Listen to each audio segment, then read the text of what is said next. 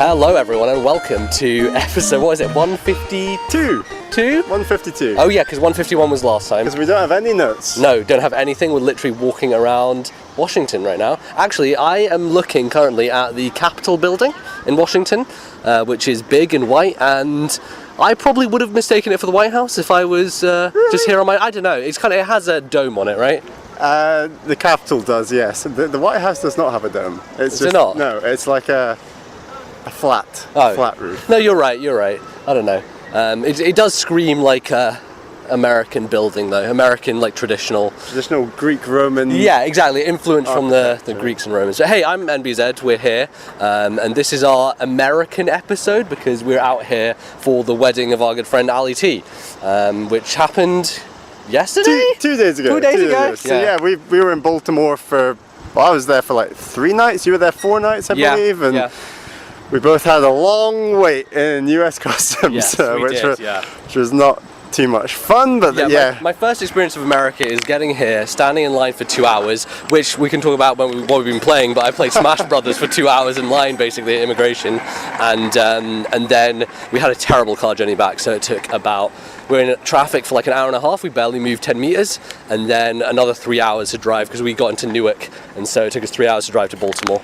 Yeah, your dad does like a car, doesn't he? Yeah, he does. Yeah, the thing is, he has this he needs to do everything himself, right? So he can't just rely on other people to go and do things for him. I actually think that's a great attitude in the UK. Yeah. Where things are close together. Yes. You can get from A to B. Even London to Edinburgh, we can do like 5, 6, 7 hours. Yeah. The States, it's a joke. No, it is. It's because it's a big country, right? So like, London to Edinburgh is a 7-hour journey, and I think that's quite long, but like, even going between states can sometimes take that amount of time. It is a bit ridiculous. It's funny, I think about America and I'm like, wow, it's crazy. It's one country because like you go different places and they feel like different countries. Like it's weird. When were you last in the States, MZ, and what have you like noticed this time so far? I was in the States in 2007. We came to Boston and New York and just New Jersey area generally. So we were kind of just wandering around there. And I have some family, so like in Boston and stuff, we have family there. I would say, obviously, the biggest difference is the fucking price. When we went, it was in 2007. The price was £1.8 to the dollar, which meant that essentially we were getting things half price. Dollars to the pound. That's what I mean. Yeah. So we were getting things half price. So I remember I bought presents for you and Ali T. I bought you Cooking Mama on DS, and I bought Ali T Trauma Team because it's like Ali T wants to be a doctor, and turns out he's now a doctor. So congrats to Dr. Alistair T. And I bought for myself Phoenix Wright. So yeah, that was then, and also I think that was when I got WarioWare Twisted, because it never came out in the UK because of Mercury and stuff like that. EU regulations. Yeah, exactly. So that was the price stuff, which was like, hey, I can just buy loads of stuff because it's so cheap. So that's the main one for me. Other one is toilets. Toilets here are weird. Like they're really wide bowled. You got one chance at that suction. Yeah. And if it doesn't do the job, you are completely screwed. Like you get that one chance, and you can block loose really easily. Yeah. It's not much fun. It's bad for someone like me because I have a propensity for toilet roll. Like I will use too much toilet roll. I used to like wrap it around my hand. I blocked up toilets all the time. Yeah, no, it was bad. I'm better these days. What about the environment? Yeah, I know. No, I understand that, but also, I need a clean arse. So anyway, so we've just been here not that long so far, but had some good food, had some good stuff. Yeah, Alex's wedding was great. I mean, it was down at the harbour in like the Baltimore Bay area, and we went out on a boat, I got quite sunburned. Most of the groomsmen got quite sunburned. Yes. Even me, my nose was red actually. You know what's funny is right before we went for the after party, we realised that I looked like fucking Rudolph the reindeer, and my sister was like, I'm just going to put makeup on your nose. She put makeup on my nose so you couldn't see the redness, and then she accidentally got it on my fucking jacket, so then we had to like spend like 2 minutes quickly scrubbing it off. It was a nightmare. But yeah, so you can go on Twitter and see a photo of the both of us. That's at TNL Podcast. You can find us just standing in front of the boat, all dapper Bally in a kilt, me in a suit, and yeah, it was a great location, like amazing. It was so sunny and nice. So it was pretty solid. I must admit, I did not expect in 2019 to attend a Scottish Guyanese wedding in Baltimore for Ali T's wedding. So that was quite surreal, actually. It was lovely because the first 2 days I had in the States this holiday, it's been like really cloudy, very muggy, and then for the day of the wedding it was just completely blue skies and scorching, and it was nice. It was a nice day out. It was good for sure. I think the other thing that we need to talk about, of course, is food, because food is like the most important thing when we're going abroad to places. I've had quite a bit of Japanese. Went to a Whole Foods, got some sushi from there. I was skeptical. I'm always skeptical about sushi from supermarkets, right? Especially in the UK, it's garbage. Like you go to Marks and Spencer's or Waitrose or anything, really bad sushi, awful. A lot of people rate it, but they know nothing about sushi. Right, exactly. Right? It's horrendous. No, see, this is a problem with a lot of my like extended family. Is they'll be like they just love anything, whatever you give them. They'll just be like, this is the best thing ever. Whereas my family, like the four of us, generally we're very, we are, you know, we have standards, and you know there are certain things we like and we don't like, and sushi is obviously it's high up my tier list. If we're talking about, you know, top 5 foods of all time, sushi is up on that list. And so it was there were Japanese guys who were making it, so I was like, okay, this seems legit. So that was good. And then something I've been meaning to try forever is poke, which is like, I think it's Hawaiian Japanese, and it is a bowl with like warm rice, and then you put a bunch of stuff on top of it. So I had salmon and tuna, and they have this really nice seaweed. You can put edamame on it, and just like all this stuff, spicy mayo, wasabi mayo, and you just mix it all up. It's fantastic. We had that a couple of times actually. Yeah, I've had some like vaguely okay Italian American on the first night, and then the next day, like, there was a big gap between the wedding ceremony and the reception, so me and my family went for it's called Phillips, which is like a fairly upmarket like seafoody chain, and like I just love the seafood in the States, so went for traditional East Coast like lobster rolls. Isn't, and Baltimore known for its like crab cakes and stuff. Right, and at the reception actually, it was like a buffet. And did you have some of the crab cakes? I did, yeah. Well, no, I had. I didn't have them in the morning thing. I did try chicken and waffles, however. Yeah, there was a guy serving like deep fried chicken and waffles. I was associated chicken and waffles as being like the chicken being regular, but of course it's deep fried, and like and it's really good. So like there were like these skewers as canapes, which were chicken and waffles, so deep fried chicken, bit of waffle, bit of like maple syrup, and it was. I was skeptical of it, like the whole concept, but it was actually really good. I really wanted to try it because it's one of those things you hear about, and I also was like, oh, I don't know what this is going to be like, but for me it was actually better doing it this way, to have like smaller bites of it, because I think if you were to get a giant fucking waffle, put giant fried chicken on top of it. This is my breakfast, it's like... Right, exactly, that seems like it would be a lot, but I did enjoy having it in a canopied form, and just biting at it. But I did in the evening we had for dinner there was crab cakes available, so I had crab cake then. That was very good. Enjoyed. I haven't had too much like lobster and crab generally, but it's just good stuff.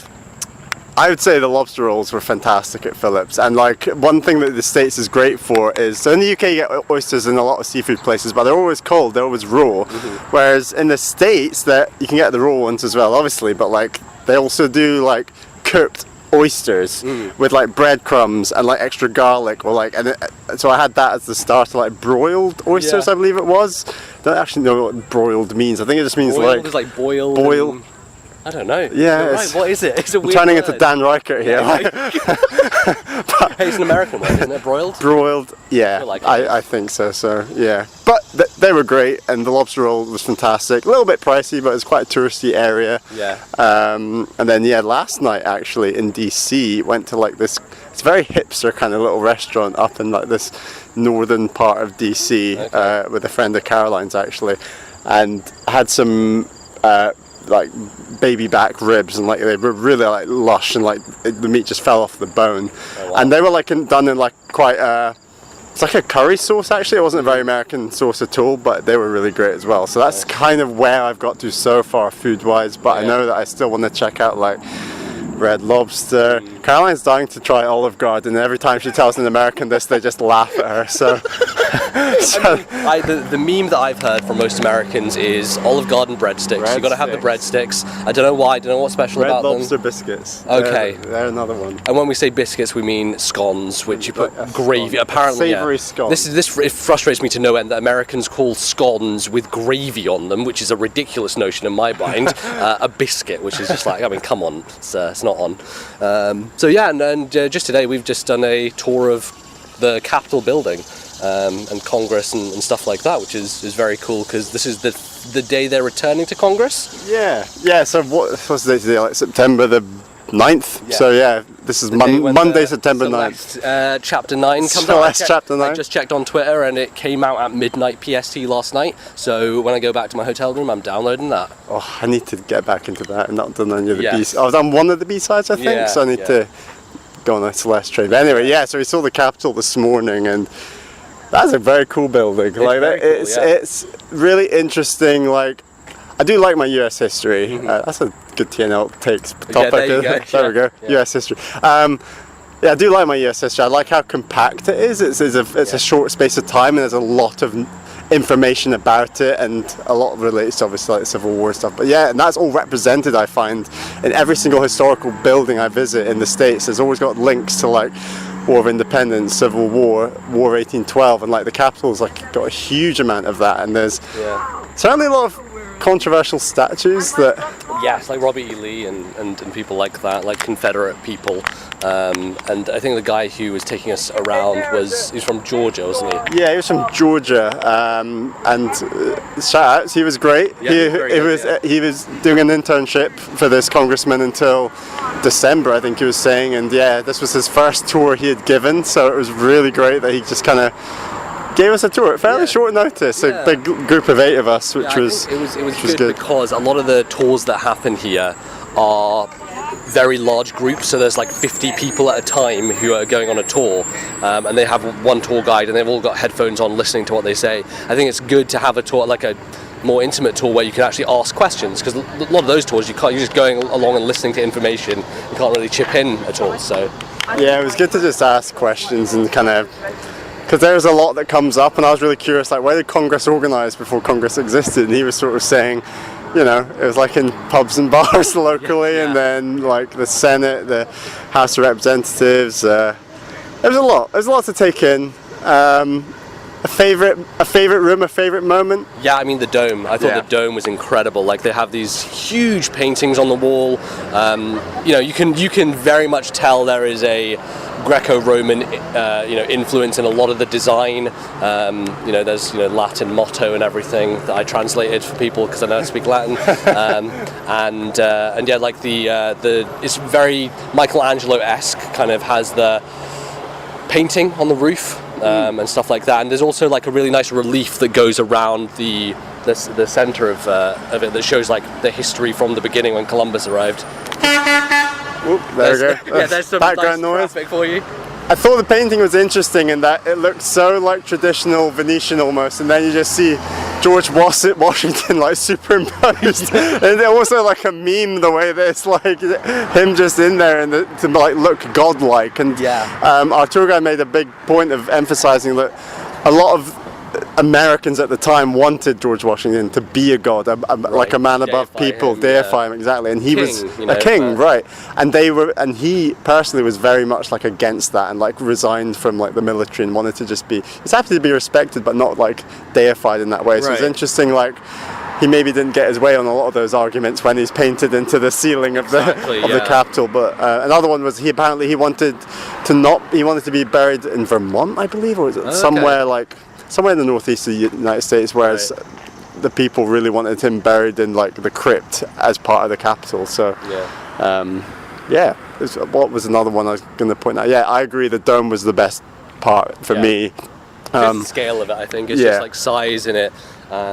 I don't know, I wonder about those paintings a lot of the time, right? Because like, how did they all know the dimensions to have the exact same dimension? Because those paintings must have been taken at different times and like through different eras. Like some of them would have been commissioned, some of them would have been originals. Yeah, so exactly. I think it is kind of painted over the lines in terms of the years each one was made. So 1 or 2 out of the 8, 9, 10 odd are like legitimate original Right. this. But I imagine that the others were kind of like painted as inspirations of previous ones. But I agree that they are like all.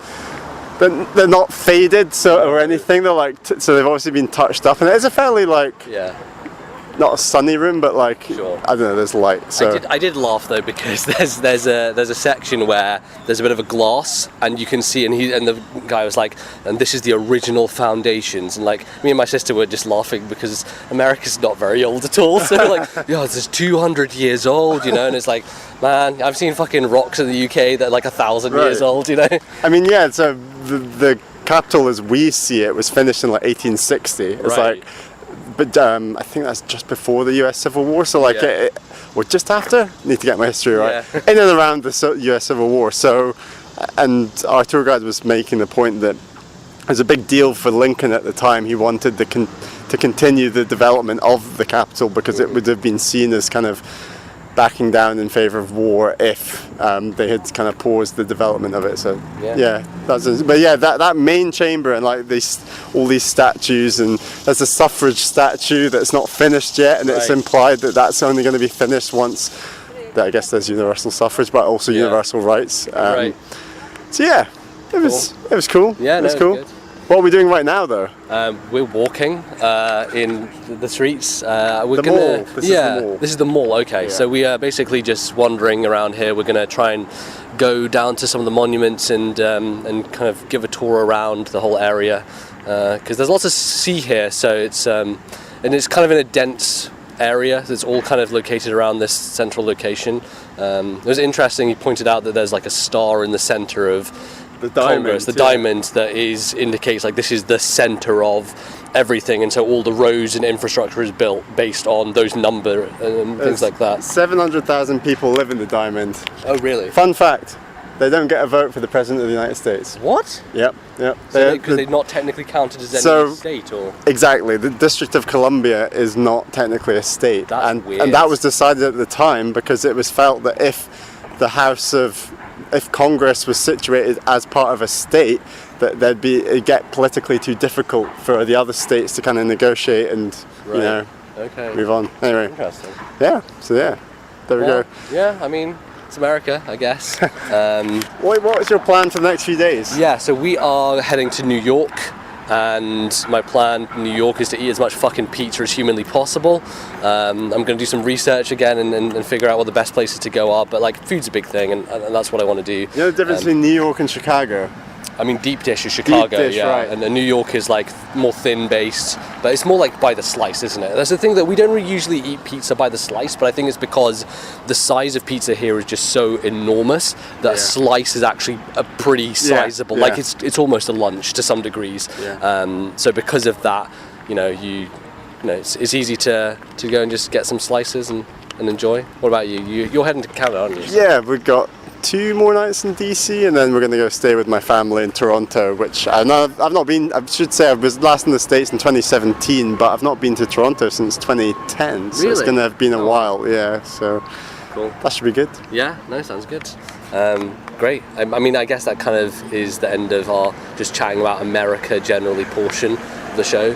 I don't know if we're going to do a break or anything. Maybe we'll just roll into some video thoughts games on what we've been playing and maybe a bit about the Direct. Sure. So we obviously had a long flight, and beforehand we were preparing for this flight. We both went ahead and bought Anker power banks, which I went to Kind of Funny, and just the one that Greg Miller had, I was like, okay, that seems like a good one to get. You can take it on the flight. It has a lot of battery in it, and it'll like just help my Switch stay alive for as long as possible. Because before we'd left, I'd played maybe an hour and a half of Astral Chain, and I had gone down to like 35% on my Switch. I was like, ooh, yikes, this is bad, because I've got a 7-hour plane journey. I want to play a lot of Astral Chain on the plane. So it was good that we both picked these up, because I think you were playing some Mario Maker story mode. Yeah, I'm trying to finish it up. It's kind of longer than I expected. I know I take longer with these things, but so I picked up another power bank and played a good four hours or so of Mario Maker on the plane. Okay. And so like Caroline picked up Spyro and Reignited Trilogy on Switch, which came out like the day before we left. And on top of that, she picked up Wargroove, which is pretty cool.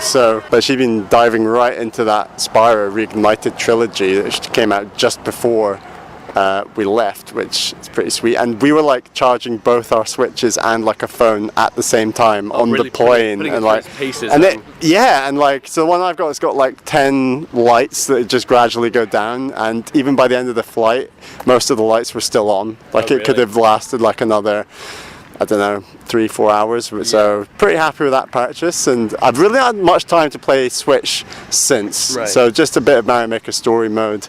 I'm enjoying it. What do you think has that given you a bit more inspiration to jump into making stuff in Mario Maker? Are there any in particular gimmicks that stood out to you, like, oh, I can use that? Because I remember one of the ones I thought was really clever that I still mean to go back to and use is thwomps knocking onto the seesaws. Yes, seesaws. I like so that one. So thwomps going onto seesaws, but then using them to like project things up. Right. So like piranha plants that can be like moved up and off the platform because the thwomp like throws them off it and stuff like that. Yeah, I was actually really shocked. They don't feel like Nintendo levels at all. No, it's like they are properly being inspired by what people were doing with Mario Maker 1. Exactly, and like that feels really unusual. And yeah, I had played that level. I must be nearing the end of the story mode. And I do have the inspiration, but the thing is, I just don't have the damn time. Because we're getting into this period where when I get back, like Link's Awakening is coming out the same day as Untitled Goose Game, and then a week later is Ori and the Blind Forest on Switch, and Dragon Quest. Dragon Quest. We've been playing that for 10 hours. And then like we're not that far away from the end of the year, you know, with like Pokemon, Death Stranding, Jedi Fallen Order. This isn't even to mention the other big games that I've not played. I mean, a game that everyone's talking about, I'm like, I should play that game, is Control. Right. Like, I really want to try that game. Control, yeah. And like, obviously, a lot of people, including yourself, playing Astral Chain. So it's just like that. And now there's Celeste DLC that I really want to play. Like, it's just too much. Additionally, I reached out for codes for Creature in the Well, which is a really cool pinball indie game. And so we both have codes for Switch to play that. I just downloaded it last night, and I played about 10-15 minutes before bed last night. Seems really cool so far. I mean, we'll have further thoughts on it probably next time. But it's one that I was following. I've seen quite a lot of footage of it because Easy Allies did a thing where the developers came to their studio and did a bit of a walkthrough, and then obviously the quick look from Giant Bomb. So it definitely seems like a thing I would be into. Very kind of isometric top down, really cool art design, very kind of bold colors, maybe not similar to Ape Out, but like in a similar aesthetic vein to some degree. So definitely want to pick up that and play a bit more. Lovely more drilling going on in the street here. So yeah, Creature in the Well is one that we'll be hitting. Also, before I left, I played a little bit of River City Girls, which is a Way Forward game that I also got sent a review copy for, but it was a PS4 copy, so I didn't have the Switch version. I think they probably ran out of Switch codes. That seems pretty cool. It's like, for me, beat 'em ups are just not my thing. Like, I'm just not really into them, but it has really great pixel art. It feels a little simplistic. It doesn't seem like there's much you can do move-wise. I wonder if you unlock more moves as you go along. But I do think the best part of it was the boss fight at the end. Like, it feels more interesting, and it's a little tricky sometimes to see where you can hit people, because you are very much a flat 2D sprite, but you can move in the foreground and the background. So like being exactly on an enemy, you know, when you have these 2D sprites next to each other, sometimes you'll punch and you'll be like, I'm just like slightly in front or slightly behind. So it's a little bit hard to get your head around. It doesn't have as much, like, you know, some Super Nintendo brawlers felt a bit more 3D, or even like the Jackie Chan game we played on GBA has kind that. Of cell shaded style. But it has a bit more of a 3D perspective to it, so that you can punch in directions and hit people with pretty, you know, good accuracy. So yeah, I mean, I've only played a level of that, so I just wanted to mention that in there, because that game is out on Switch now as well. It seems like a good callback to people who loved River City Ransom. Seems like a neat thing. But yeah, the main thing I've been playing is Astral Chain. Spent about 4 hours on the plane, maybe a bit more. I've played some more of it since then, just like in bits and starts, because, you know, we've been busy, we've been going to a wedding, and now we're just wandering around here looking at, taking the culture in. It has been busy. Yeah. And so yeah, I'm really enjoying Astral Chain so far. I like it a lot. It definitely takes time to get used to, right? This idea that you are controlling these two things at the same time. I've now unlocked 2 more of the legions. So there's the Arrow Legion and like the heavy one, and they both have their individual skills. So the Arrow one, you can obviously shoot at things. So it's they and you use one at a time? Yeah, so you switch between them. They have like a meter, and the meter is shared, so they can only stay out for a certain amount of time before they, like, if they take damage, then the meter goes down more. So you have to be careful with them being hit and keeping them out, because once they're gone, they take like, I don't know, maybe 5 seconds to recharge again. So you're running around and you're much weaker without them, so you're just trying to dodge out of the way of enemies and things like that.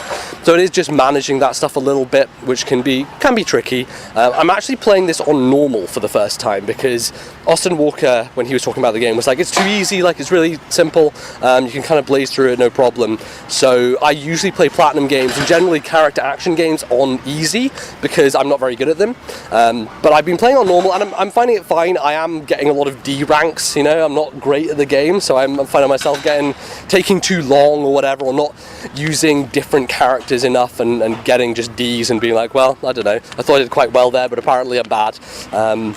But yeah, it's cool, because I do think that a lot of this game, there are moments where you are just not fighting at all. You're on a crime scene, you're going around doing little side quests, and there is a mission where you're in this kind of, it's not an open world, but it's like a smaller hub area. And I find with games that have smaller hub areas like that I'm much more willing to go out of my way to just do everything in them. Whereas in open world games, I know that, you know, this huge place, there's no way I'm going to collect everything, so I'm not even going to start, not even going to bother trying.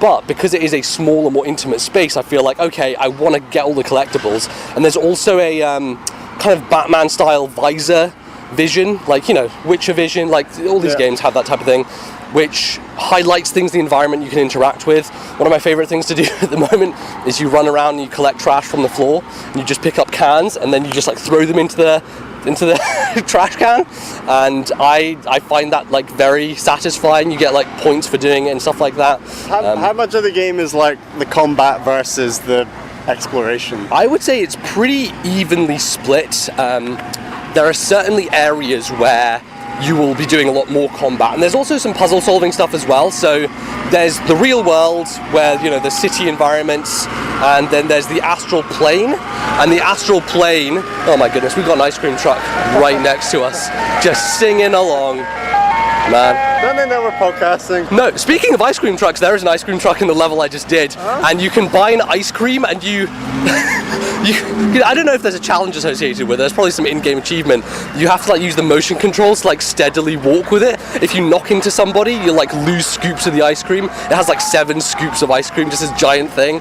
But yeah, there's lots of like little bits of flavour like that built into it, which I think is fun. It gives the game a lot of character, even though, as a lot of people have said, you don't really have a main character. Your main character is a mute. I think for a lot of people, especially like coming off something like Devil May Cry earlier this year, which is just a game full, like bursting with style and character, to have a main character who doesn't even speak is a little bit, not off-putting, but it doesn't quite carry that same, you know, the same thing that you maybe want from a character action game like this. So having known that the character was going to be a mute when I went into it, I actually decided to play as a male character, because the other twin brother or sister then becomes a character who actually has dialogue and speaks. And I was like, I'm more interested in what the female character is in this game, who she is, even though they're probably exactly the same voice lines and stuff like that. So I'm playing as a male character to have her perspective as well. Popcorn MBZ, what is that monument? The Washington Monument? Yes. There we go.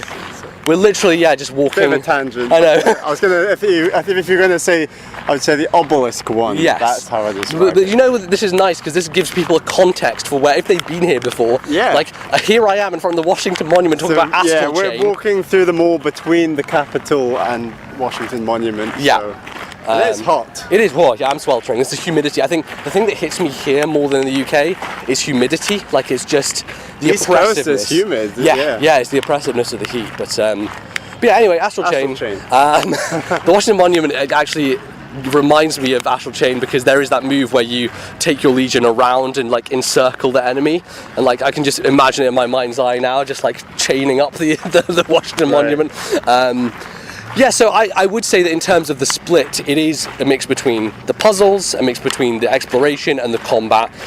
Like much more so than Bayonetta, which I imagine is a lot more combat. Yeah, but Bayonetta is basically cutscene action. Like it's one note, but it is spectacle as well, and Bayonetta's full of that stuff. There's like minor spectacle here. It's not really gone too far out of its way. It actually kicks off with a pretty cool segment where you're on a motorbike and you're just like charging down the highway, shooting at guys in your way. It's a pretty cool like variety thing that they spice in there.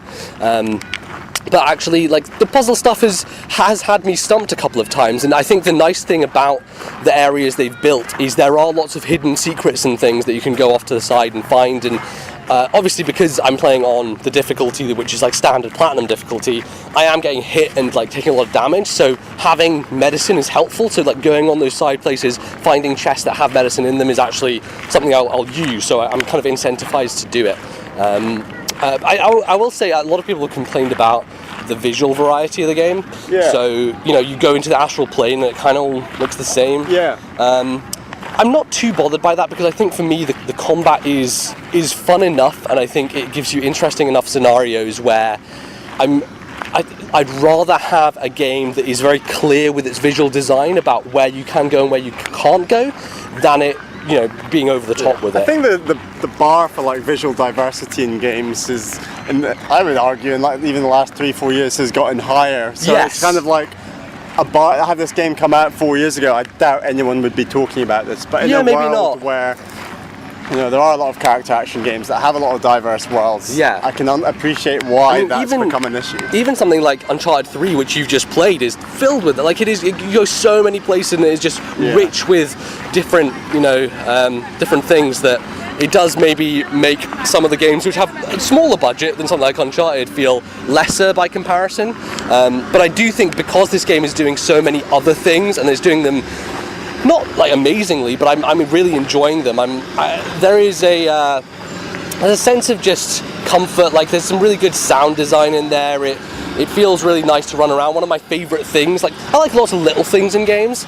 There's all this red matter on the ground, and you use your Legion to like clean it up. Basically, you're basically cleaning up the streets. You're picking Mario up cans. Sunshine. Yeah, Mario Sunshine, exactly. Our favourite game, Mario Sunshine.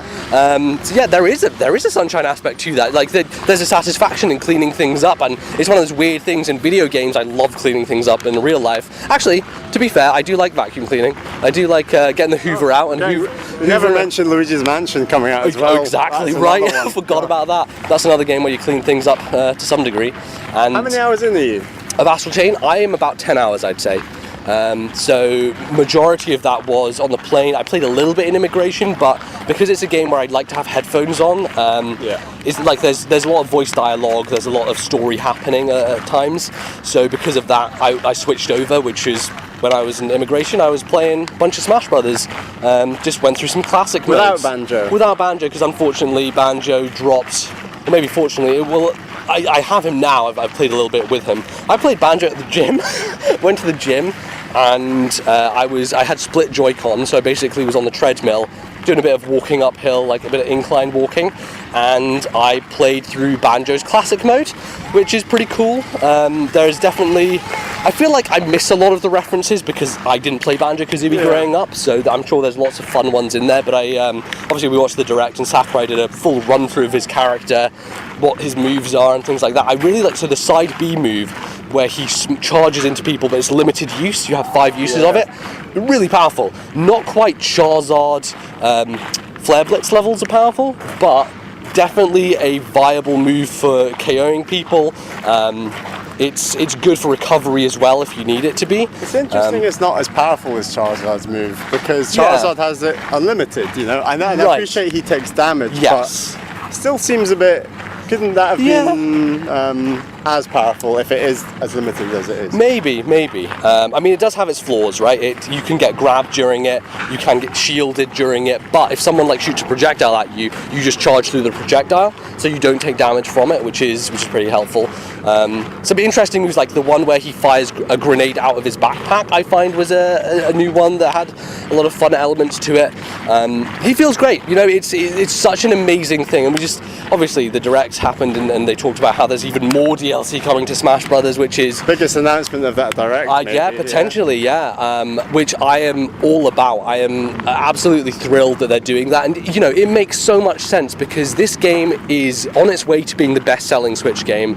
Nintendo know there are millions of people out there who love Smash Brothers and are willing to pay more for more characters, and just from a marketing perspective, like, there is nothing quite like a new Smash Brothers character announcement, whether it be something a bit more minor like Terry Bogard. You know, an SNK character like him trending on Twitter is something that you would never see. Mainstream attention. Right, exactly. Like, you know, if Terry Bogard was announced for Tekken 7, no one would fucking care, right? Yeah. Because it's just, it's not as big a deal as Smash Brothers. Smash Brothers is this ultimate collaboration project with so many people involved, all the characters from everywhere. So yeah, it was good. I enjoyed playing through that with Banjo, and I'm sure I'll practice with him a bit more before, you know, playing against you again, giving you a run for your money, hopefully. Yeah, absolutely. Cool. So any other things that you've been able to play? Not really. Just really busy. I just focus on Mario Maker.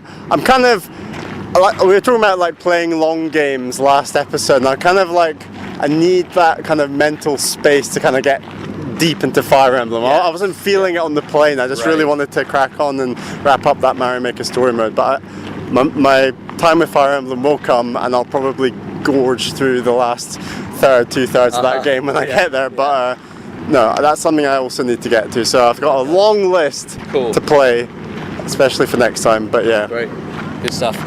Should we have a bit of a chat about the Nintendo Direct then? Yeah. What happened there? Obviously, we just talked a bit about Smash Brothers, but Banjo was shadow dropped. It was like, he's out today. You can download him. So yeah, that's what I did. I actually, because our Wi-Fi situation was slightly different at the Baltimore hotel, I wasn't able to get him straight away when he came out. So I had my Switch, like we were walking around Baltimore, I had it with me. We went to this really nice bar with a brewery, and I'll just wait for this tractor guy to pass me by. We had a nice bar with a brewery inside it, and they had Wi-Fi that was good for downloading stuff, so I just popped that on in the background and got that going. So the other stuff that they announced for Smash Brothers was Terry Bogard's new character, who neither of us have any idea about. I mean, I have a good degree, not a good degree, I have some SNK knowledge. I did not know that name before going into the Direct. I knew the name mainly because there was a SNK fighting game that was a Switch exclusive called SNK Heroines that came out, I think, last year, that wasn't well received. It doesn't seem like it was very good. That's the one that had like Fire Emblem guest characters? No. Okay. That didn't have that. SNK Heroines was basically all SNK characters, female SNK characters, and for that game they made a female version of Terry Bogard. So you can still call Terry Bogard, but it's a female version of him. Terry is quite a unisex. It is, yeah, it's a unisex name. So I'm wondering if one of the alternate costumes for Terry in Smash Brothers will be female Terry, because obviously that game is on Switch, it's a Switch exclusive. Makes sense for them to do that, so that might be something they'll do. But Sakurai gave us a brief glimpse of his gameplay. I don't know, we'll see what he's like. That was a crazy interview with Sakurai. Yeah, I love it. Talking about the way, can no one play with this man? Why does he have to?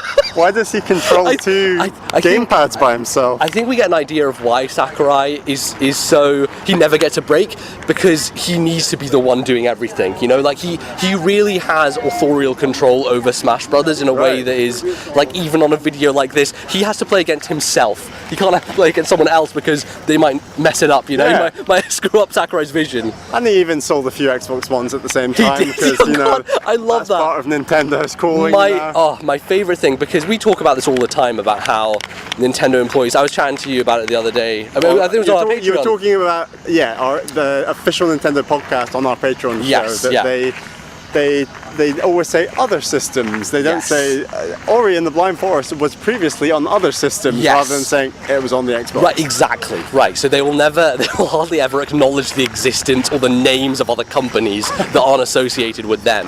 I think they did maybe say our friends at Microsoft or something, but our friends at Microsoft. And you have to remember back in the Wii days in 2008, Reggie would say on stage at E3 like, we've sold this many more than the PlayStation 3. Yes. And so it was really like smack talking back then, and now it's our good friends at rival companies. Right, I think that switch happened around the Wii era because they wanted to distinguish themselves as something completely different and just not necessarily in direct competition with Sony and Microsoft. So I think that was a thing that they just decided was, a switch over in their culture. But I love that because Sakurai's a freelancer. He's not an employee of Nintendo technically, but he does exclusively work on Nintendo games. So Sakurai can basically say what he wants. He's kind of unfiltered. It's really interesting. You can get his opinion on a lot of stuff because he has a weekly column in Famitsu every time that magazine comes out. So he'll talk about the games he's been playing. The thing that makes me understand why everything in Smash Brothers is so good and why it's so referential. Smash Brothers, because Sakurai is like a savant in terms of video game knowledge. He plays everything. He knows loads of people. He's kind of like us. He's a fan of video games in a way that we play a lot of video games, and he does the same. So I love that he was just like, hey, you want to play Banjo-Kazooie? I don't know. This is a Nintendo broadcast, but go buy an Xbox. How about that? Fun times. And I think a number of people thought there was a slim chance he might say, oh yeah, and here's a port coming to Switch, which I think is possible. Maybe, like all things coming to Switch, these ports, as incredible as they are, they normally take a bit of time, and we can maybe talk about that with some of the other announcements. Right, definitely. What were some big announcements from the Direct that stood out to you personally? So, I think this was mentioned on Giant Beastcast, perhaps. Was it Dan? I can't remember, but he was making the point that Overwatch coming to Switch. Yes. We've almost gotten to the point where that's not a surprising announcement. No, and that is something that I think shows the success of ports coming to Switch and the amount of stuff coming. That Overwatch is now almost expected to come to Switch. Right. And I appreciate it could have come out maybe 2 years ago, and it would have been a much bigger surprise then. But by this point, everyone's like, well, of course that's coming to Switch. Everything's coming to Switch. So I think as big as that announcement is, I think it shows the success that it wasn't a huge surprise. And obviously there was that leak. Right, it was leaked. But regardless of the leak, it's not like a huge surprise. No, and man, you think about where we were 2 years ago with Nintendo as a company, the start of 2017, where people were skeptical about Switch, no one knew what it was going to be. Because, the age-old adage is Nintendo can't work with third parties anymore, they just don't do it. And yet this Direct, shit like Divinity Original Sin 2 coming out and having cross-save and cross-progression with Steam, what? We live in an insane world now where crossovers just happen and dreams come true, and it's just, it's one of those things that it's kind of become expected at this point. We've had so many dream E3s where just ridiculous shit gets announced, and I love it. I love that we're in this era and that we can really, bask in the glory, but hey, that's the way it's been. So Overwatch coming to Switch is great. It means that you'll finally get to play it probably. Give it a whirl. I think when you buy it digitally, you get 3 months of Nintendo Online, so you get an extra 3 months of that. I got a free extra year because of Switch Prime, so I've got that stacked on until 2020 next year. But I think because if you buy the physical copy, it doesn't actually come with a cartridge. It's just like a download code. So there's no point in buying the box. You're just wasting plastic. So I'll probably get that. It's coming out in October, so we've already said there's too much to play. But I'll probably just buy it day one anyway, because for me, Overwatch is one of those games. It's if we're talking about games 2015 was it? 16? It came out 2016. Yeah, but I started playing in 2017 at the anniversary, so I literally played it a year after it came out. It was your game of the year. They didn't come out that year. Wasn't it, right? It was, and it really, and we talk about this now, is that so many people are mono gamers and they play only one game. If I was to do that at this point in time, it would be Overwatch for me. It's the game I play when I want to just chill and have a podcast on in the background. The thing about it is, it's just every character is so different that it feels like I was so excited when I first started playing Overwatch because I'm like, oh man, I love this, and also there's so much potential for me to enjoy myself because each time you pick up a character, it feels like a new game. It feels like you're learning a new thing completely. And Smash Brothers to some degree is the same, but Overwatch and the way the abilities work and the different roles that you have in the team mean that when you are playing with a character, you have a different intention than with another one. And each of those requires completely different skill set. So for me, it is the endless gobstopper. It's like there are games I've played for 5 hours, but I've played 20 hours of Mercy, just playing Mercy in Overwatch. And it has a lot of stat stuff that I love. The only thing that bums me out is their lack of cross progression, their lack of cross play. Obviously, Overwatch came out. Come later? I don't know. I feel like it will be a thing for a sequel. If they do an Overwatch 2, they'll definitely have it. But I think because it was a pre-Fortnite world, like before cross-save, and I don't want to get murdered by Xbox and PlayStation 4 players, so actually, there is an advantage. Exactly, but you know what? I think that's one of the good things about Overwatch coming to Switch is it's going to be a new audience. The other thing we haven't mentioned is motion controls, which is great because a lot of the Switch audience who will pick this up are probably big Splatoon fans. So having a way for them to get into it more easily with the motion is great, and I'm sure when you play it, you'll probably use motion quite a bit. Depending on how the motion is, I might use it as well for like fine tuning, but I just personally don't like the implementation of it in Splatoon and stuff like that. So memorial test again. Okay, we've reached another one. Okay. So we're at the Washington Monument now. Yes, but we can see a memorial in a straight line beyond it. Oh Jesus! So if you're talking about the Capitol Washington Monument and it continues a straight line. Okay. MBZ. What is that memorial? It's just a building. It's just a building. I'll give you a hint. Like, do you see there's a dark part where you can look into it? There's something in it. Oh, is that the Abraham Lincoln one? Yes. Yes. See, I remember that from The Simpsons. Lisa Simpson goes in, talks to an animated statue of Abraham Lincoln. Very good. That's my favourite memorial, I think. Oh, really? Okay. I think it's emphasised. It is just like the fact that Lincoln is so important. And actually, our guide this morning, he was saying his favourite president is Abraham Lincoln. Interesting. So anyway, interesting thing. Do you think, like, just in terms of influence, the big Snoke chair in episode 7 was influenced by these memorials? Because I know they are like giant statues sitting on chairs. Yeah, I mean, isn't there like a giant Zeus somewhere sitting in Greece somewhere, or someone else? Yes, so, I mean, that's the original inspiration, but absolutely, I think that. I just remember, I think that's where I first saw that type of thing, was in the Disney animated Hercules with the giant Zeus. And maybe it's not Zeus, but I think there's some other god that they're seated in a chair like that in Greece somewhere. Absolutely. So yeah, that's some cool stuff. Any other announcements from the Direct transitioning back for you? For me, what else did I like? Jedi Knight fucking 2, Jedi Outcast. Because I watched this ahead of you and I was like, God, there are so many announcements in here so designed for MBZ, it's ridiculous. We've got Overwatch, we've got Jedi Outcast 2, we've not talked about it yet, but Xenoblade Chronicles 1 remake. These are your announcements, and for me, I actually thought the SNES Online stuff is looking good. Yes, absolutely. I downloaded that as well. That. So the other thing that I played quickly was I played literally 5 minutes of Mario World just to test it out. I then jumped into Joe and Mac, which so when I was younger, there's a lot of games on there that aren't on the SNES Classic. Yeah, there's a good number of them.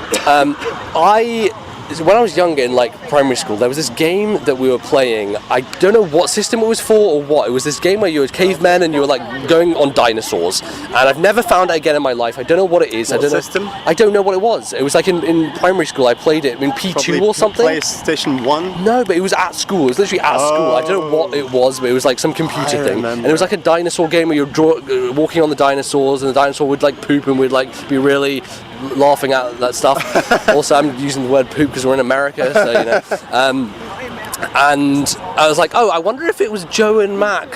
So I started playing that. It's because you're playing as cavemen. Okay. It's a side scroller. You're walking on dinosaurs. Right. I don't think it is. Okay. Like there are similarities in the art design where it could have been. But yeah, it's actually really cool. Like we'll it's get a really to the bottom of this. Yes, we will. But it's a really cool game. Like I enjoyed it quite a bit from what I played. About 10 20 minutes. games. There's 20, yeah. So Joe and Mac is one of those where you are a caveman. You have a caveman stick. You can eat stuff to heal yourself, and then if you eat like a chili pepper, you shoot like fire out your mouth. It's great, looks great, feels pretty good. I'll probably continue playing that because it was fun. And the other nice thing is, you know, it has some challenging stuff to it. And there was a point where I died. It took me way back to a checkpoint. I was like, I'm just going to rewind. So I just rewound it a few seconds and was back where I was. Which, you know, I think RFN had a bit of a conversation about save states recently, and I just love that we are in an era where we, there are these older games that we want to experience, and I don't want to spend 15 hours on Joe and Mac. I'd like to just run through it and see what it was. So the fact that I can just rewind it, get through the level easily was good. And the other thing I just quickly cited was Breath of Fire, which is a Capcom RPG, very old RPG series. I remember playing a GBA version of one of the Breath of Fires in a university lecture years ago, so I wanted to check that out. It was just a lot of dialogue. Literally, I just played like 5-10 minutes of each of these just to check them out, see how the service is. But for me, I am way more willing to just jump into a random Super Nintendo game than I am with an NES game. Oh, 100%, 100%. So I think it's great. Stuff like Pilot Wings, the original Pilot Wings on that, I'm really excited to play that. I know you're a big Pilot Wings fan, so that's probably one that you want to check out as well. And obviously, I'll play a bit more Super Metroid, Link to the Past, stuff like that. So the classics. The classics, yeah. So that's a good one. The only thing is they have now announced that they are not doing their two games a month. Yeah, the monthly drop of games, which doesn't concern me really, because when you think about it, those announcements never really made a splash. I doubt many people jumped to the... Nintendo have been so gradual with all previous virtual console related things. I appreciate this isn't virtual console, this is very much a service, but they're always so gradual, and they just, as great as this announcement is, they're always so... They think the value of these games is far greater than they are in the scheme of a world of Xbox Game Pass, for example. Exactly, yes. It is crazy how much Nintendo value these properties and these games. And I'm actually kind of surprised that they're not charging us more for the Super Nintendo online. They're just dropping it, which I think, to be honest, is more of a... Okay, we now have a better proposition for people who hadn't subscribed already, so now we get some more people in, and it's also an encouragement for people who, at this point in time, we're coming to the year anniversary of the Nintendo Switch Online, so if you didn't pay then, or if you paid for 1 year and you want to re-up it, now is the time to be like, hey, so you should stay. Pay another 18 quid now. Yes. It should. I mean, if you probably didn't change the details, they'll probably just tick over on your account and auto charge you probably. I won't be doing that for another few months, but cool. But yeah, I think that's another big one from the Direct.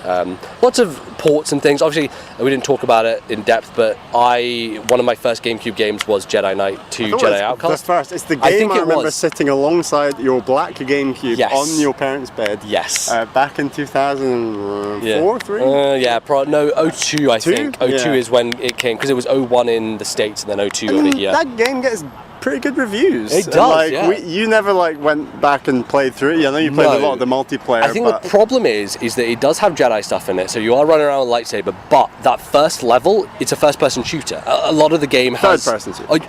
No, it's first-person. Yeah, it's first-person shooter. What era in Star Wars is it set? I think it is... Man, you're testing me. I really don't know, actually. There wasn't much of the story that I really got to because of the fact that I was really bad at it, and it was a first-person shooter in an era when I had no idea how to play stuff like that. But I would be interested in picking this up at some point just to relive it, and I played a lot of the multiplayer. How did Nintendo and EA and whoever made this game sort this out to come to the Switch? I have no idea. It's a weird, really out of left field announcement that doesn't, there's nothing right now that would suggest why are you doing this now? It's it just kind of happened, and I think a lot of people are like why is this random game coming? But I was like, well, this was on GameCube. It has a Nintendo history to it, so it makes sense that it would come back to a Nintendo system. Apparently the sequel as well is coming out, which is Jedi Academy. Was that also on GameCube? I don't know if they did, because I wonder how well Jedi Knight 2 sold. I don't think it probably sold that well, but... I mean, I'd like to try it. Yeah. But as we said, it's just such a busy time, but I mean, when there's a lull perhaps, it's something I could pick up, give a go. Yes, for sure. Might be a bit of a step down from Jedi Fallen Order. Yeah, exactly, true. It's worth worth trying. Some other fun announcements. Doom 64 was announced. That game looks rough. Oh yeah, that looks really rough. I mean, it's like original Doom, but on the N64, so they can push more stuff on the screen and things like that. It definitely It's a weird one, but I think in the way that they have just Bethesda and Nintendo's relationship has just become a ridiculous thing this generation. Doom 1, 2, and 3 came out on Switch. I still have Doom 1 sitting there. I'm going to pick it up. I was waiting for Bethesda to patch out a lot of the stuff that they put into it, like the stupid having to use a Bethesda account and nonsense like that. So it makes sense that Doom 64 would come because it actually has a history on Nintendo platforms, which is great for people. I don't know if I'm ever interested in playing it, but it's good it's there, Like, I think that's the statement for a lot of this stuff in this Direct is, it's great it's there. Like, I'm just so I'm so happy that for whatever reason Jedi Knight 2 is on my Switch. And I think that's the theme with this Direct and what they've really been going for outside of the E3 announcements. Yes. Is these other Directs have been chock full of, like, ports and remakes and stuff that really does get people excited, and people will pick up these games, but they're not such big announcements that they would suit an E3 announcement, for example, but they're not new games. And I just think the Switch is just such a diverse platform now for all this stuff that they really keep that news cycle churning, and like just in the last week or two, like podcasts are really talking about even these ports, and like Nintendo really have their system and media kind of churn in a really sweet rotation right now. It just seems to all work. It's in full motion, and they've got more of the new announcements for E3, and then they'll just scatter a few new announcements throughout the year in these Directs, but ultimately these Directs are mainly full of like exciting ports and remakes, stuff like SNES Online, stuff like Smash Brothers characters announcements and reveals, and I just think they've got a really good control of that news cycle, and there's a lot of hype around Nintendo, and they're just managing it so much better than back in the Wii U days and this kind of thing. It's crazy how far they've come in that sense. I think obviously it's weird, right? Xenoblade Chronicles, a game that Nintendo of America wouldn't give the time of day. They didn't even want to localize it, to release it, because they thought there's not an audience for this, like people don't care, blah blah blah. So Nintendo of Europe had to localize it, which resulted in one of my favorite like voiceover things Nintendo's done, because it's a British cast, and now we are at a point where a reimagined, a definitive edition, an HDI'd version of this original game is a thing you close a Nintendo Direct with. Like it's a one more thing, and that is the evolution that series has gone through is crazy, because despite the fact that most people that we listen to on the internet have no fucking idea what Xenoblade, the Giant Bomb stuff was driving me insane, because Ben Pack was like, Xenosaga? Xenoclash? And then Brad's like, no, it's the Wii U one, it's the one on the Wii U, the one Austin played, and I'm like, I'm just face palming into my hand, but yeah, for me, the faces, I don't know. They're going back to that Xenoblade 2 style, aren't they? Which you weren't the biggest fan of. No, I think the Xenoblade 2 style works for the original Xenoblade 2 characters, because they were designed around that anime aesthetic. And now they've shoehorned these anime faces onto the existing cast. Well, if you've been keeping track of the Xenoblade 2 news stuff, the DLC they did for that game, they actually did put Shulk and Fiora into that game as like extra DLC missions. Elma from Xenoblade X is in Xenoblade 2 DLC as well. So they do have these anime versions of Shulk, Fiora, etc. The brief glimpse we got of them, I'm not a huge fan of the change. I think for me, I do like, the face is not great in Xenoblade games. We know that. Monolith Soft do environments, they don't do people. And I just really like the kind of grounded look to those characters, even though they're kind of like sketched on a face, and they don't really, there's not really polygons to them. They kind of look like they've just been drawn on, But for me, that's my attachment to those characters. So it is a little weird. I do want to play this again, though. It is one of my favorite games of all time. I love the original Xenoblade. I think they can do a lot to streamline it. Maybe implement some things from the Xenoblade 2 battle system to make it a bit easier to understand and use. And obviously there's a shot right at the end which shows an area that was cut from the original game, an entire space that was based, I think, on the arm, one of the arms of the Bionis, and it looks like they're adding that content back in, so it means that there's going to be more story stuff to go along, because you'll remember that the transition from Machna Forest to Aerith Sea is really weird. You just walk into this pond and it teleports you and you're just suddenly at Aerith Sea. So that originally wasn't supposed to be that way. There was originally supposed to be a way from Machna Forest up to this Arm area, and then from the Arm area up to Aerith Sea. So this will fit in the line with the original vision to have, you know, all the areas back into the game, which is great because, you know, I think that you could definitely tell something was up with that. In this world where everything is so cohesive and you're going from place to place through caves and tunnels, I'm glad that they are getting the chance to put that back in. And obviously this game's been remade once. It was put on the 3DS, which is where you played it. But I do think it is a game that is deserving of a remake because people love it. It is one of the most critically acclaimed RPGs of the last decade, and I think because of the success of Xenoblade 2, that sold over 1 million, it's like the most successful thing Monolith Soft has done. There are a lot more Xenoblade fans in the world, so giving them an easy way to experience the original, and also there are links to the original at the end of the second game, so I think it's a smart thing to do. And I hope that this will continue to build up that cachet, and maybe one day Ben Pack and Brad Shoemaker will know what these games are. How did the game do on the Reset Era thread of top 100 RPGs? Oh, it was pretty high. I don't think it was top 10. It may have been like 11 or something, but it was up there. Yeah, for sure. It's absolutely a game worth experiencing if you've never played it before. It's coming out in 2020, so hopefully things won't be too bad. And there was some big games shown during the Direct that they just gave a bit more look at. Animal Crossing continues to be Animal Crossing. I don't know. Yeah, it kind of, for me, it's like it's more of that crafting stuff, more of that Stardew Valley-fication a bit, which I think is looking good. And in my mind, it kind of feels like the game will start off with a heavy emphasis on that development where you're building your house, you're helping build the other parts of the town. And then I can kind of see the game falling back into traditional tropes, its traditional groove, once you've built those staples, really. And I mean, that's fine for me, like as an Animal Crossing fan who hasn't played an Animal Crossing game in a very long time. That game is looking exciting. Everyone's going wild for this pole vault I know, across the river. And Animal Crossing is one of those games that when the formula changes so little, people lose their minds about the strangest little things. I find this happens a little bit with Pokemon sometimes as well. It's like when it's so iterative, people go, whoa! You can pole vault across a river. It's like, so yeah, I mean, I'm not as hyped about that aspect of Animal Crossing changing as perhaps others are, but I'm pumped for that game. I think you're just hyped to play more Animal Crossing. Yeah, I think I would like them to I think we would like that game to radically change a bit more than what I think this game will end up being. Right, totally. And I think the crafting stuff in there seems like they are.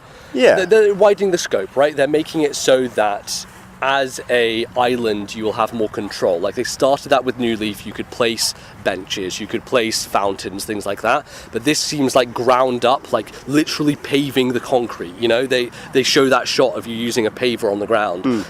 So I think it's a much larger scale project. Like it's not just your house, it's your island, and you really are customizing every possible aspect of it to be to your liking.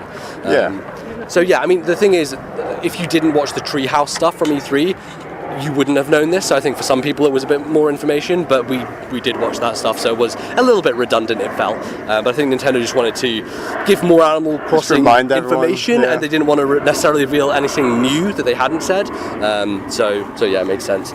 Luigi's Mansion, again, I don't really want to see any more of that game. They already sold me on it, and like, seeing even more great environments, I'm like, okay, just Blackout. I'm going on Blackout for Luigi's Mansion. I just want to experience all the great environments they've made. And there's a lot of multiplayer stuff. I'm sure we won't get that into, but might give a go. And it's strange when games feel the need that they have to include some multiplayer functionality for what doesn't seem like any good reason. But, and then there's like a bit more. We saw of Link's Awakening, which I'm looking forward to. Yeah, Pokemon. Pick that day one. Pokemon. A lot more like makeup in Pokemon. Customization of Pokemon camp you can go to. As someone who played with like the vanilla character from start to finish in Pokemon Sun earlier this year. You do that? You didn't do anything. Okay, I might have changed my haircut once. Okay, great, good. I went from like brown hair to blonde hair. See, you know what? Something I really like about Astral Chain is you can just colorize everything. So all your legions can have different color palettes. Your character can unlock outfits. And every mission I change my outfit, and then I change the color of my hair to fit my outfit. I don't know. It's just that visual diversity. I like it. So I get why people enjoy, customizing characters, and it seems like this is really expansive compared to even Sun and Moon in terms of, costumes and things you can buy and haircuts. All that stuff seems really good and well thought out. The Haggis Pokemon. I know. Oh, I actually agreed the better idea was the bagpipe Pokemon with the drones. Exactly. There was a bagpipe at Ali T's wedding. There was a bagpipe. Yeah. He did a great job because he took him out. He was standing in the sun. We were worried he was going to fall into the fucking river. He was standing there for about 40 minutes, 45 minutes, waiting for everyone in no shade. I think your mum and my mum got up and gave him a glass of water. So that was good. Anyway, anything else in the direct? Kirby's back. Kirby's always back, man. Kirby's Nintendo's excuse to be like, hey, here's some garbage free-to-play thing. Enjoy. I saw that on the eShop. Did not download it because why would I? I'm just not going to bother. Overall, I thought it was definitely a direct that spoke to different people. I was seeing a lot of people around Twitter who were like, all these Nintendo YouTubers are saying it was an okay direct, but look at all these things. And I think it's hard to say, like, a lot of the time directs can be home runs because they hit a lot of the big franchises, but a lot of the time directs are like, do you like this? If not, then it's not going to be as for you. Like, it's more for me than it was for you because it was things that I liked in particular. But I think overall, when you look at it as a grander picture of what a direct is, I think it was very good. And we're just at this point where Nintendo they've been doing directs, apparently, I heard this the other day, for 8 years now. They've been doing directs for 8 years. That's insane. It feels like such a new thing, but they have apparently been doing it for that long. And they really are. They obviously went through the transition after Iwata passed away, changed the style of them. But with the new Switch era of direct, they just know what to do. It's just it's tight. It's well paced. They know how to open. They know how to end it. Like they are far more willing to do a big one more thing than they ever were in the past. When I think back to the days of the Nintendo Land E3 and they finish that presentation with fireworks. That's what they do. They literally just have fireworks in the sky and we're like, well, that's our one more thing. It's crazy. It's crazy that we're at this point where they understand. Like, I think I think Nintendo of America probably have a good deal of influence in how directs are presented and stuff like that. So they figured it out. They seem really set, and there's obviously stuff going on in the background. We know about, like, Breath of the Wild 2, Metroid Prime 4, so, like, there's still huge amounts of stuff to come. I'm intrigued to see where the online stuff goes next. Will we get N64? Will we get Game Boy Advance? GBA, I think, is definitely a shoe-in, for whatever reason. Mother 3?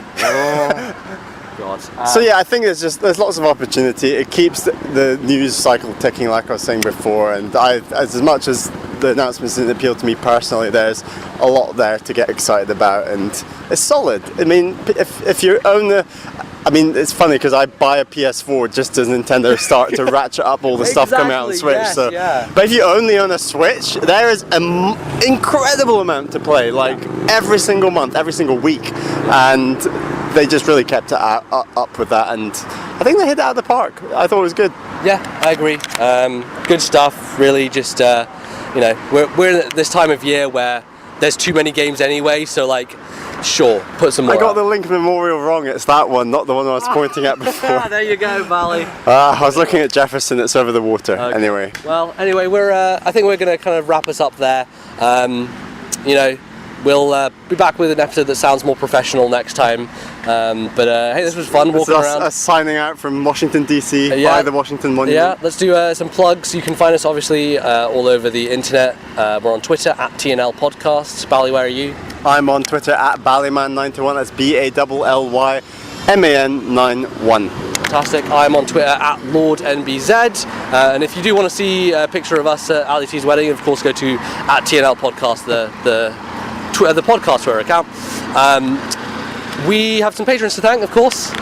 Thank you to all of our patrons, but especially our two $10 tier patrons. They are, of course, my fiance Caroline, who's walking just ahead of us right now, and Atari Alex, wherever you are in this world. And thank you also to all of our other patrons. We just did an episode that should come out today, actually. This is a weird timing that we're recording this, but We did a podcast on podcasts for TNL Takes. So podcasts, our experience listening to podcasts, making podcasts, what are our favourite podcasts, things like that. It was a really good show, so definitely recommend checking that out. That's for all $5 tier patrons. So for $5 you can download actually every single one of our TNL Patreon exclusive shows, episodes I should say, so that's up to about 22 episodes, I want to say. Like that, At this stage, actually it's more than 26 episodes I think, so yeah, definitely check that out.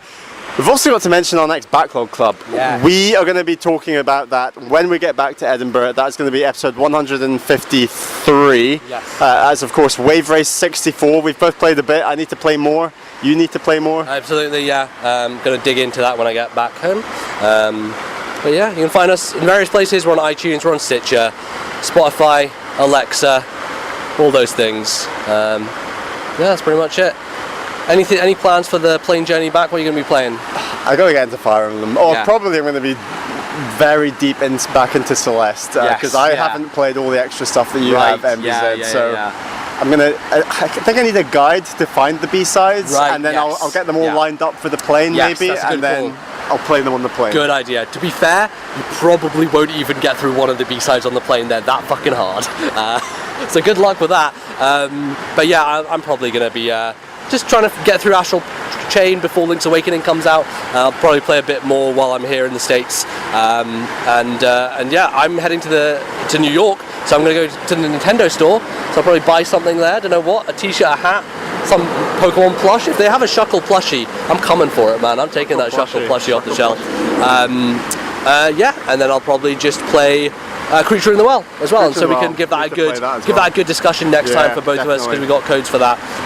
But yeah, that's so much to play. That's us signing out from Washington in the United States of America. Thanks everybody for listening. We'll be back next time. Goodbye.